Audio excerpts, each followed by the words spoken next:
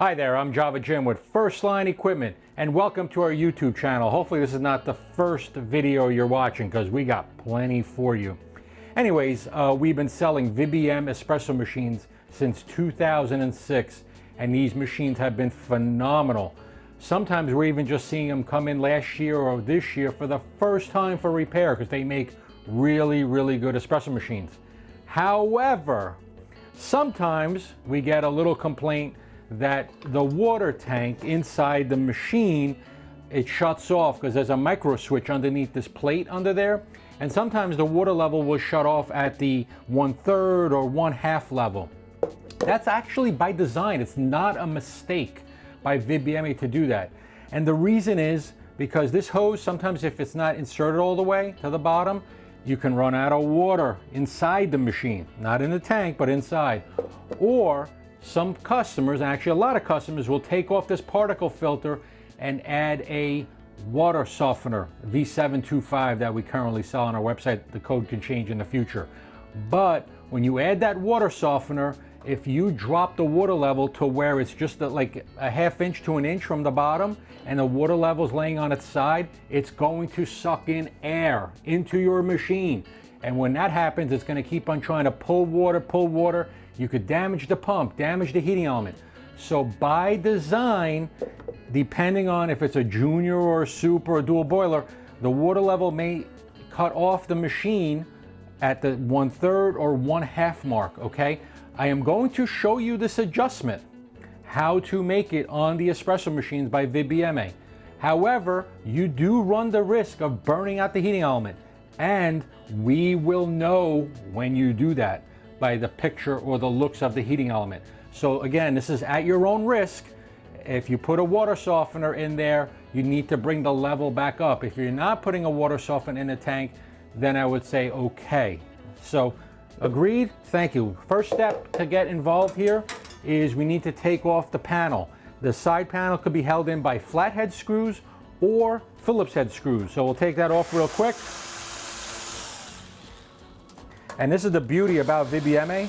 To get to the inside of the machine, this is probably one of the fastest machines that you can actually get access to the inside. There's nothing else that's faster than these model VBM machines.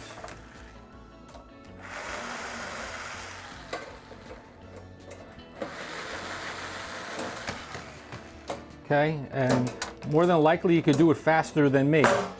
Take that off. And here we have the access. Okay, here you have your panel.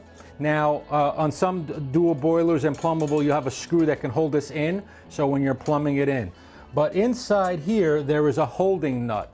Okay, so we're gonna go to the next segment where we'll get in much closer. Okay, you're gonna use a 14mm crescent wrench. You'll see under the platform, on some models, this platform comes out, on others it does not. And basically what you're gonna do is loosen this nut. Okay, so if you want more water, the switch is going to go down if you want it to shut off sooner when there's more water. So we're just going to loosen this side, and next step we're going to go is to remove the 2 screws on the bottom and 2 on the top. We're going to take the 2 screws that's holding the platform on the underside.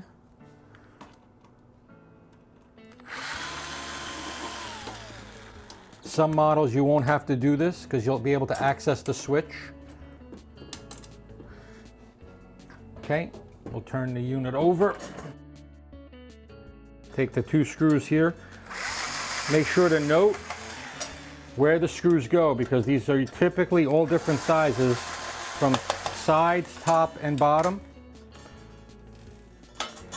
We'll take off this panel here. So now you'll take the 14mm crescent wrench, and what you'll do is you'll loosen this,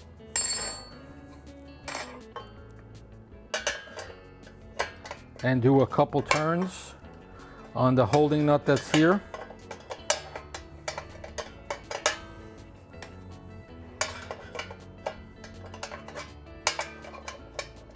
And in essence, when you're loosening this nut, the switch is going to move upwards. So when it moves upwards, it's going to need less water to shut off. the safety.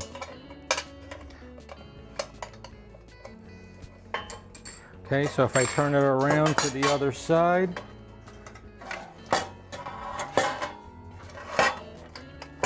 and then I'll hand tighten this nut down. So about 2-3 rotations.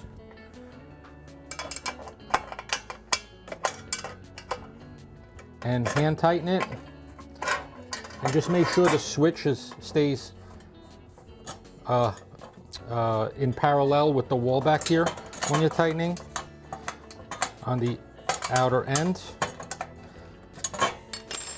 And then, before you put everything back together, you want to test the machine. So just to go over, if you look here, the water level is actually below the top of the filter on this particle filter. So that's what happens, is that you may suck up air into the hose, damage your pump, damage your heating element inside the machine, and possibly other components. So this is why they keep the water level higher, and you're going to need to make some adjustments. So in this case, I will have to bring the switch down about a half or 1 thread on the nut, just so the water level stays on top of this particle filter. If there's a water softener like the V725, you need to make sure when the filter's laying down that the water level stays above, so you don't get any air into the system. So that's basically how you adjust the water tank switch that turns the unit on and off based on the water level. Again, it is at your own risk, because if you burn out the heating element, and on a dual boiler, you could burn out the coffee boiler and the steam boiler heating element, and it ain't cheap on any espresso machine. So please, please make sure that you have the proper level in the reservoir. If you have a water softener, or if you have the particle filter, it's really, really important. But this is a video so you can make that adjustment to your liking, with the caution of not damaging the machine. Once again, this is Java Jim with First Line Equipment. Thank you for watching. Please give us a thumbs up down below, a subscribe right here, nice subscribe button. And if you have any questions or comments, you can ask right down below. And also go check out these fine VBM Espresso machines. They are built like tanks. Have a good day.